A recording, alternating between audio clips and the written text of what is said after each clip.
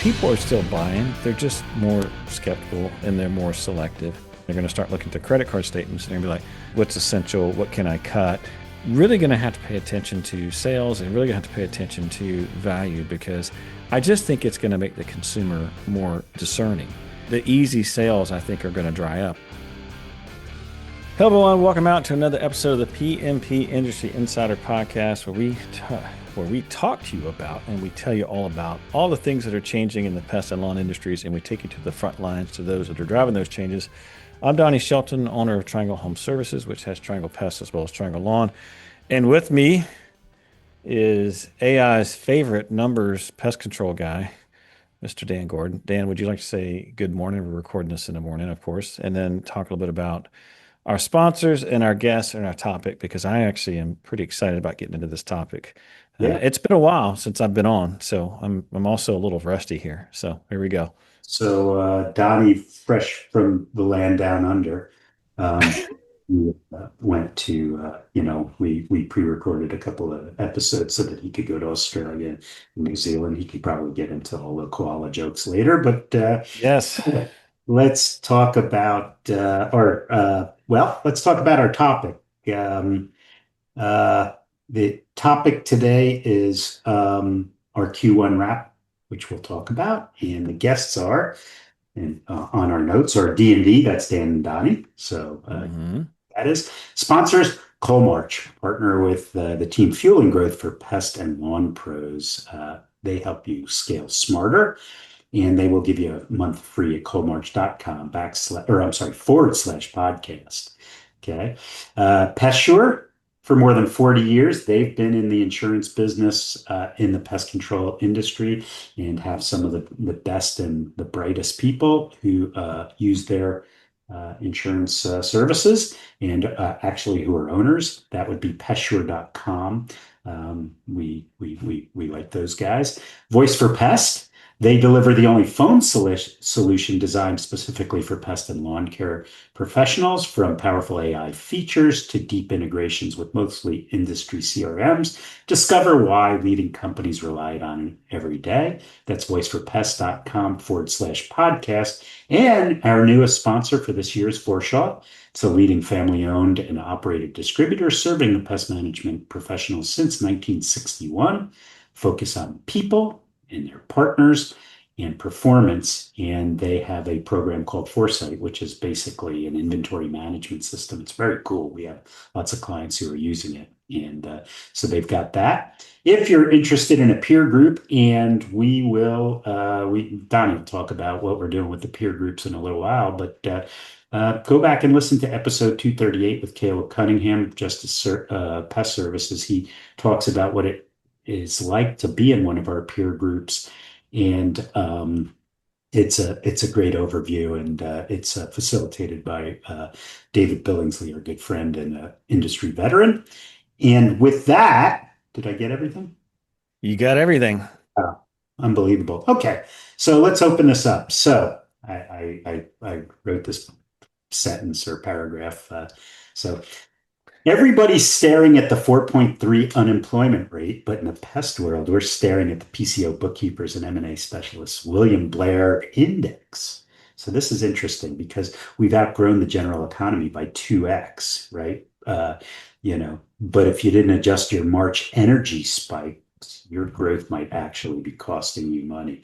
And this is really relevant because of this whole Iraq thing and the price of fuel and how it's gone up. And hang on. So just for our listeners, just so you know, it's Tuesday, April 7th, and we're going to record this. It's going to come out on Thursday. And I'm literally reading a headline that says whole civilization will die tonight. Right. So my point is that if it turns out that something big happens tonight, and something's going to happen, we'll push another episode. But it is no doubt, like, man, we are right in it right now when we talk about changes and like what these impacts are going to be, because, Dan, I mean, there's obviously going to be the pest impact, but what's the impact going to be on our consumer? And you've already started that about what it took to fill up your gas tank. But It's unreal. It's really going to be. Well, I'm more concerned about what's going to be happening with our customers, and not that obviously we're part of the industry. I'm not saying that we're not going to be affected, but it's real, right? I mean, so for those of us who might be listening to this from a bunker tomorrow morning at 10 a.m., not well, because I have a 9 o'clock tea time, and I guarantee you I'll be in a bunker at 10. uh-huh. But yeah, tonight could be, who knows? We've had So, presidents threaten this before and then walk it back. We'll see what happens here. yeah, we'll see what happens. So let's get into this. So we're, as an industry right now, we're doing pretty well. Um, and I don't disagree with you one bit, but the big one right now is obviously what's happening in Iran and what's the impact on oil. And for me, I've always heard, well, of course, fuel is not a major, it's not a major player in your P&L. Um, Let's but hold that for a minute. Let's talk about the growth gap and all that kind of thing, and then we'll go on well, to. I got a lot to go, so let's roll. Get it. Let's go. What you So got? the index is up 8% for the month of February. We haven't done March yet. That won't be out for another couple of weeks, but it'll be interesting. And that's a couple points behind the trailing. The 10% has been, for quite a while, right? Rollins announced their organic growth, which was a little bit less than what their target was. They blame it on the weather. And by the way, in the Northeast anyway, the weather was just, you couldn't even get out of your house. So I do believe that that contributed to it. But So you believe the weather story? well, Yeah. that's the funny. Every year it's the weather. Oh, It's this the year we weather. got so much rain that the insects are going to. Oh, yeah, Oh, this yeah. year we got no rain, so the insects are So going to. there's a drought. They're all, yeah. All right, Right. keep going. So, Yeah. okay. So, but then what we do is I call March the everything stat because March represents more than a third of the quarter. March is usually like 40% of the quarter because January, Hmm. February, deep winter. And so it'll be interesting to see what happens in March or what the numbers look like in March. But just understand, yeah, we're 2 points down from the long-term average of the index, but we're twice as much as the growth of the US economy, right? So that's or more than twice. We're probably 4 times the growth of the US economy. So we're not in a bad spot, but we are going backwards. Um, and with the unemployment rate, uh, I'm not sure what to make of that anymore because you've got all this whole gig economy, which kind of skews it. So I'm not sure that's as reliable as it was maybe 10 or 15 years ago. Um, Yeah. all that said, let's go on to the price of fuel and what you're thinking about that. S- Yeah. I mean, well, the issue that we got right now is, oil is above $110 a barrel. The Strait of, is closed. There's people that hold civilizations. I mean, listen, it's mass pandemonium right now. And, while it may, obviously your fuel cost is going to be higher. The bigger issue and kind of the macro view I would be looking at, and I am looking at, I'm a business owner, is perception of the consumer. Um, they're going to be a lot more discerning when it comes to price. It's not going to be kind of willy-nilly as it was before. The other thing would be is going to be looking at other costs that you have. And prior to this recording, we started down this road and I told you to stop. So now we can jump back into it, which is, what are I would call them like parasite cost, right? So you got product, right? We're not technically an import business, but we buy import trucks, we buy import products, we buy all these other things that have to move. The That's going to be fertilizer affected. comes from, yeah, so Right, exactly. All that stuff is going to be affected by higher oil costs. So the reality of it is that while it may not have a direct impact, there's going to be a lot of indirect costs. And I'm not even really concerned that much about those as I am as perception on the consumer. You said it best, Dan, when you're like, I went to the pump so and this is and yeah. this and that just that awareness, right? Because now what that's going to do is people are going to come back and they're going to start looking at their credit card statements and they're going to be like, what do I need? what's essential, what can I cut? It's just that mindset that, there's going to become this scarcity mindset. That's what I'm really, and that's hard to put a number on, right? But my point is that it's almost like the whole perception is reality situation that we have here, which is, these oil prices going up, they are going to have an impact. It's not going to bankrupt us, but what it is going to do is it's going to put your consumer in a different mindset that you're really going to have to pay attention to. But the last time that we had inflation was caused by different factors from the pandemic, right? So we were worried about labor inflation, like fuel inflation, right? So fuel is maybe 2 or 3% of your P&L. So if it goes up by double or even half, it's, 2% or so, right? So it's not Right. like labor. If that goes up by, 50%, that's a big number. However, what I did say was I went to fill up my tank the other day, actually yesterday. It was $100, and 6 weeks ago it was like $45. Now, that in itself, if I'm a pest control company, well, it's going to affect me by a couple of points. But your employees, think about that. They're Hmm. they're paying $50 a week extra for fuel, and maybe they have two cars in their family. All of a sudden, it's okay.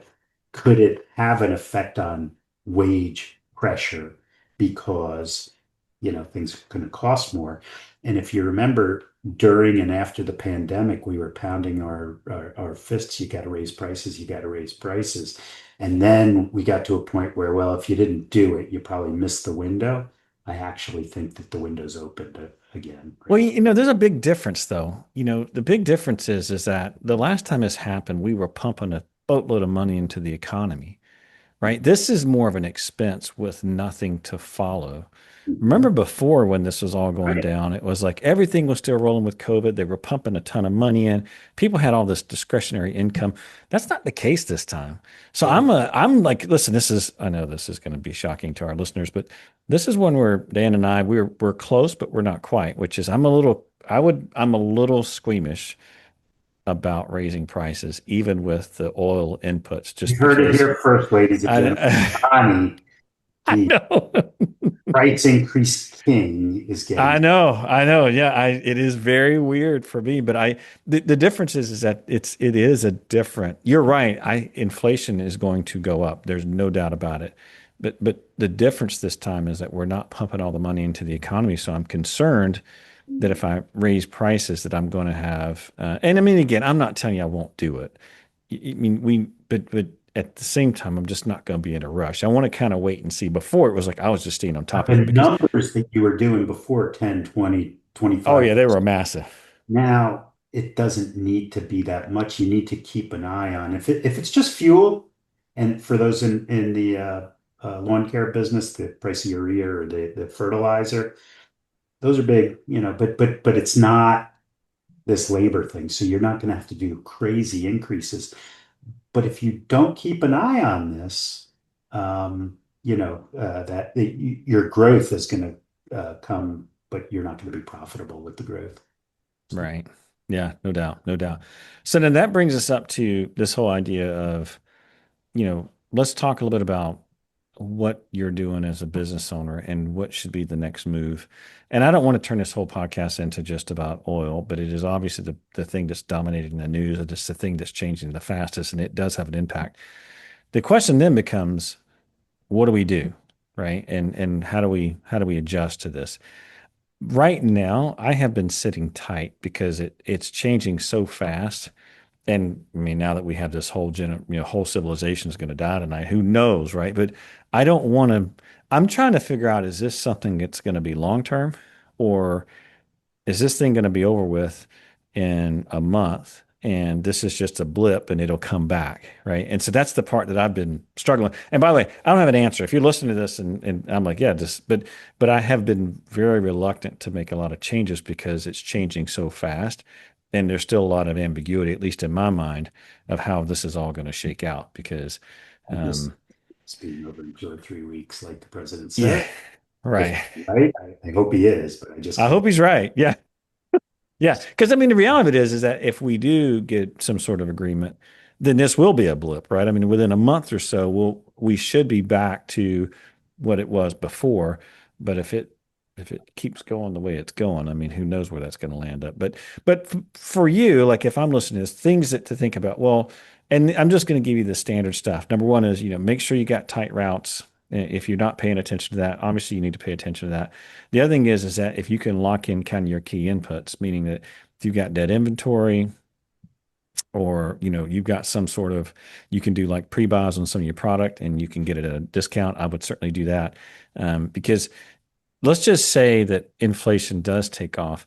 If you can pre-buy now, it's going to be a big help in the future. But don't burn your cash doing it. And then the other thing I would say is making sure that and this is, I could hammer on this any time of the year, any environment, which is making sure that you're paying attention to customer perception, because the reality of it is that I believe, truly, I believe that if this continues and they're getting squeezed at the pump, it's going to create a scarcity mindset, and customers are going to start judging things. They're going to start judging their expenses a lot harder, and they're going to start asking that question of, do I really need this? And so you want to make sure that you make the cut, because it's very easy if you don't have a good um, relationship with that customer, or you're not showing they don't have a good perception of you, you're going to be the easy target, especially, and obviously the recurring business is what we Would live you on. So say in the past 10 years that marketing has gotten better, faster, more sophisticated in our industry and very aggressive? Would you agree with that? you know, I don't know. This is a I, hot topic. I think it This is is. a hot topic for me. So here's what I will tell you. That's another thing that has changed out quite a bit. I don't know if you've ever heard of AI Max, but Google has switched their platform now that there's a layer on Google Ads. It's all AI driven. And, the reality of it is that, getting back to your question, I think marketing has changed, but it's gotten ridiculously expensive because everyone's jumped in on that platform, and the platform's gotten more sophisticated, and they've gotten a lot better at monetizing the platform. And so now, if you are not optimizing with AI, I could almost guarantee that 40% of your marketing budget is just being wasted on chatbots and unrelated traffic. And so it's gotten more sophisticated. It's gotten more expensive and more sophisticated is probably the best way I could explain, or at least give you an answer to that. And I, So to the me, reason I asked that question, because I think with the proliferation of door to door and with how aggressive Google is, and I think that some people, so we've always talked about the industry being recession resistant. And mhm, but the last time we really tested that was 2008, 2009, when everything, right, right? behind the meltdown. Now the market is much bigger, and a lot of consumers of pest control are not necessity anymore because you've had the door to door that, if I have a problem, I go and I find a pest control company. But if I have door to door and I'm involved in Facebook groups and everybody gets it as as a luxury item, do we have higher attrition? I don't I know. don't think so. And here's my counter to that, and that is lawn didn't change that much either in that time. 2008, 2009. Now our saving grace was bed bugs back then. We've talked about that multiple times on the podcast, but lawn, they were flat, or they just grew a little slower, but it's not like there was this bloodbath in the lawn care industry. And so I But think there was a just, narrative of why, right? So the rub on lawn care was, if you looked at the makeup industry, that didn't get hit hard either because it was women's way of inexpensively feeling good about themselves. Well, they said that about lawn care, about men's way of having a green mhm. lawn, but who knows, it's all BS, but it, is it plausible? Maybe, maybe. All right. So that brings us to kind of a next question. And I want to dig into this because it's a lot of talk, and I feel like this is split down the middle, which is, oil is just gone crazy, and now consumers are starting to get, there's this whole labor, what's going on with labor, and you talked about the gig economy. And so now people are kind of coming, and listen, I think it's almost in vogue to say the R word, right? And we're going to be doing a recession or whatever, but I don't know. I mean, you look at It's inflation. Yeah, inflation's back up at, 2.4%. And then, you look at unemployment, it's once they record it though, because of the oil, it's going to be way.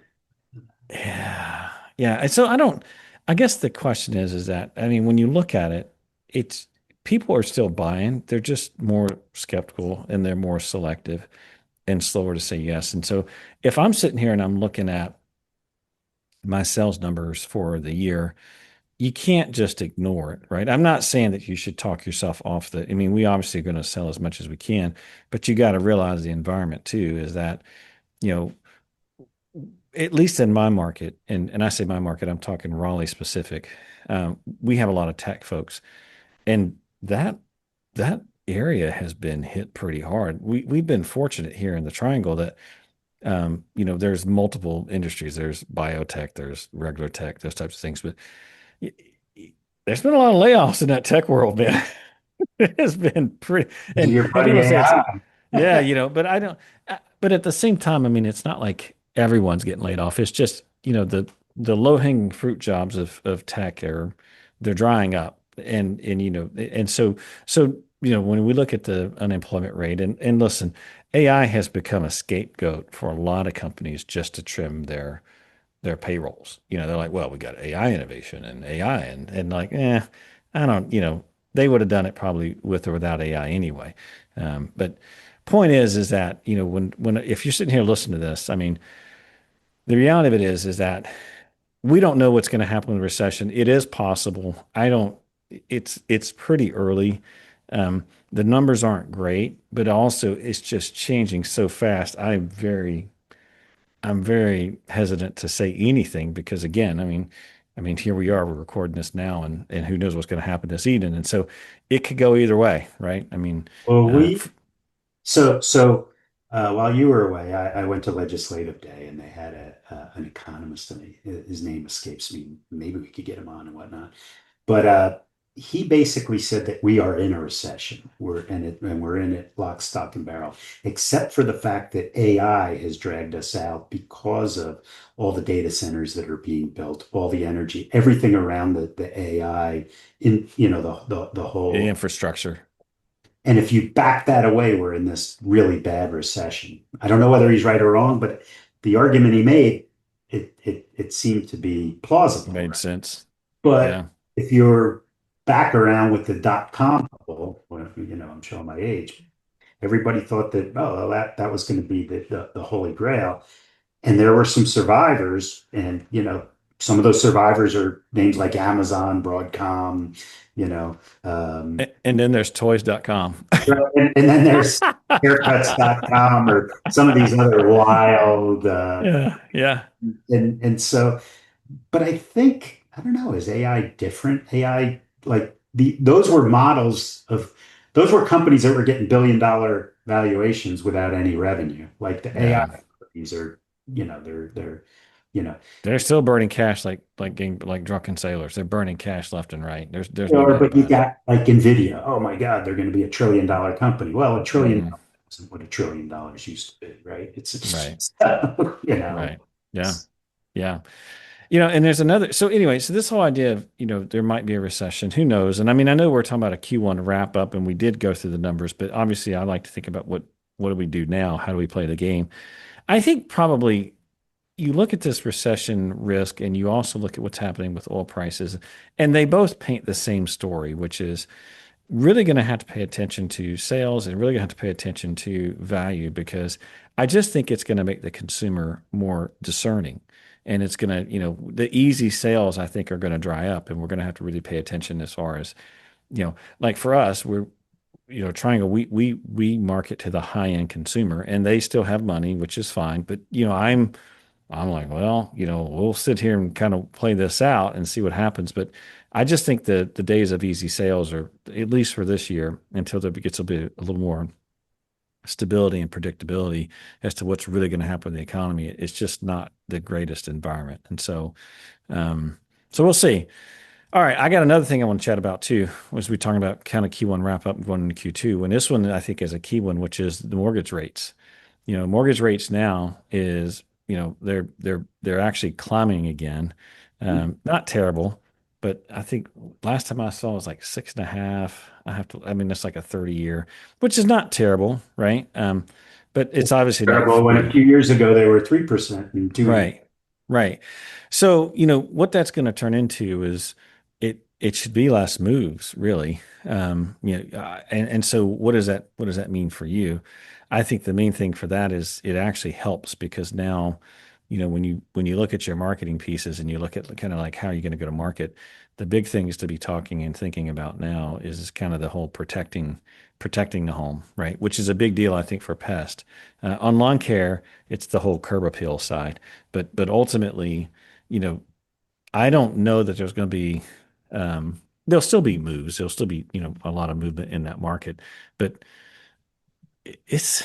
And I don't want to sound like doom and gloom, but we don't have a lot of movers. That does lessen the activity. And so again, going back to But it as soon as lessens the inland. the termite inspections, but you're right, the stay in your house and make it better. You've got a lot of people with those lower rate mortgages, and when you run the numbers just to move, you say you want to move to a bigger house, you're going to move to a bigger expense formula for this new house, but it might not be a bigger house because of what you're describing right here. And so a lot of those people who are into 2.5 and 3% aren't going any. And that's a Right. issue. Yeah. Yeah.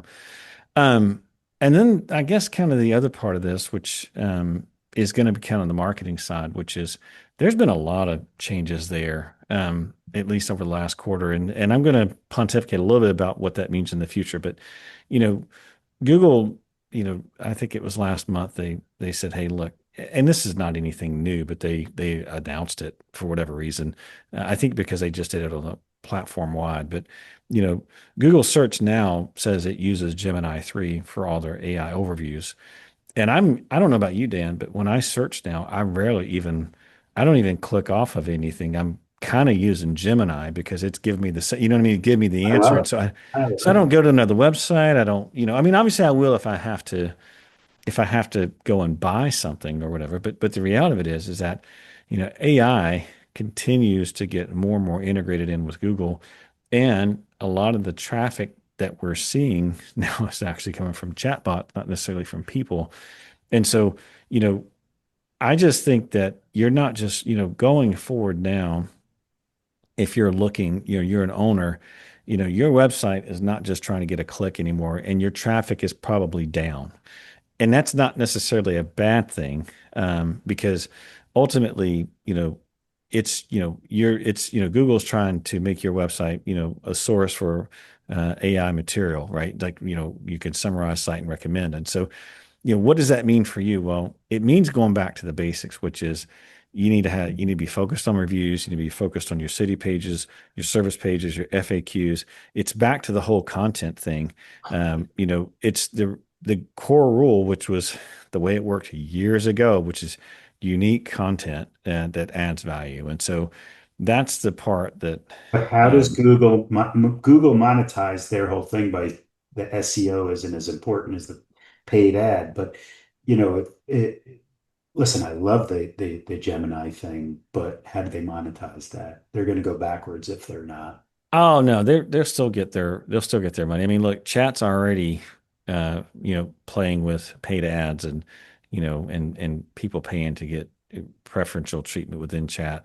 And I mean, I think it's just going to be that all it's going to be is like instead of it being a search platform, it's going to be AI platform, and eventually it's going to work the same way that the search platform works now. I really think that's what's going to happen in the end. It's just a natural evolution. It takes time, and so you know the big thing is just realize, and we've done this before and we've talked about it in the past in the podcast, which is, people are not going to do the research themselves. They're going to have AI do the research, and AI is going to offer the recommendation.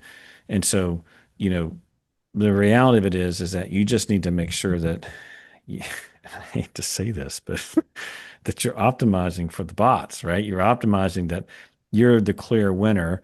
And again, you can't just go on your website and make that happen. I mean, that's going to be, again, it's going back to reviews, your service pages, your FAQs. You're going to have to look appealing to the bot as much as possible, because the idea that a consumer, now there will be some consumers that are actually going to do the research, but the vast majority are going to do what I do, which is when I do a search on Google and Gemini throws up an answer, that's what I'm going to go with. I'm not going to look at anything else. And so um, I see that happening a lot now. No, it So, happens all. yeah, yeah, yeah. The other thing is, this whole system of AI Max, that has changed quite a bit. And are you familiar with AI Max, Dan? No. So it's a layer, it's like an AI layer that sits on top of and I'll put a link up on the show notes after this. But basically, it's just like it's an AI powered optimization layer that sits on top of Google Ads. And so when someone is searching for something, like if you put in a query, it'll change the ad based on that. It will change the landing page based on that. It's pretty impressive how it works. But ultimately, what that means is that if you're not using it, or you're not using some sort of AI powered campaign, you are wasting a ton of money. And so if you work with a digital marketer, obviously Coalmarch sponsors, I'm sure they're doing this, but you want to make sure that they're actually using some sort of AI powered campaign, because if they're not, I'm telling you right now, you are wasting a ton of money online. So the reality, I mean, it doesn't mean that it's going to be cheaper for you when you use this, but it will be more. It will get you more leads ultimately. And the fact is that your consumer, they're seeing more ads, they're seeing faster creative cycles, and AI is like changing the messaging based really on what's happening that day. So if something happens like with ants or roaches or whatever, AI can actually customize those ads. I mean, it's pretty impressive. These folks that are So doing, how do you go to your agency and like, what are you asking for? you're just going to ask them, hey, what are you using to drive our paid campaigns? And turning AI Max on is not that difficult. It's just a setting. It's more about like how you're training it and what is it specifically doing. And so, the main thing here is that you just want to make sure that you're pushing harder towards like high intent local keywords. You've got title geography. You've got good, strong branded search defense. You've got lead quality scoring. You've got first party data conversion. Like, you can't get third party data anymore because everything's been kind of shut off by Google. But the fact is, you could go and talk to them and ask them about it and say, hey, look, what are you doing? Explain it to me like a third grader. And if they can't do that, um, you might want to start looking. Right. So, um, Okay. so yeah, yeah. So, other than that, I mean, listen, AI is changing so much. I feel silly talking about it in the quarter because it changes I mean, it literally changes by the month, sometimes by the week. But, I think the main thing right now is that it's kind of the Wild West with AI. I am very impressed, believe it or not. Um, I have been a Chat GPT guy for a number of years. I find myself using Gemini a lot more, but it's still, Gemini is great. I mean, especially the newer version, because I'm on the Google platform. It works great at work. But as far as like other things, I still go back to ChatGPT. But I think that as far as for your business and what's useful there, I think the main thing is just making sure that on the marketing side, I very much see AI driving pretty much all of your marketing. I mean, I have a daughter right now who's in school for marketing, and I told her, I'm like, you just need to go get an AI degree. Don't even bother. Is there such a thing? Well, there's not, but obviously she's, they're in her classes. They're already, I mean, she's just finishing up her sophomore year and they're already digging into, it's going to be the latter part. So yeah, I think the main thing is that, just know that, consumers not disappearing, but the easy sales and the easy margin is, and because your consumers are going to be more discerning, your costs are going to be up because of oil prices if we don't get that under control. And so I just don't know that you're going to need to make sure that you pay attention. And what I mean by that, the way that you win is going to be, protecting your efficiency, making sure that, and this is just a standard ops stuff, making sure that you're doing very well and optimizing your routes, making sure that you're, You know every expense is happening. So making sure your efficiency is good. And listen, we all make money in payroll. So that's where you need to pay attention. The other thing is proven value quickly with the consumer. And so, I'm not telling you that you should lower your prices or that you should be the low or the value option. What I'm saying is proving that value quickly, so that, essentially, your brand now has never been more important, especially with the advent of AI. You can't just get away with just paying for your marketing anymore. Like it is, I mean, I know here we are focused much more on the broad perspective because you just can't. AI has just got way too much data.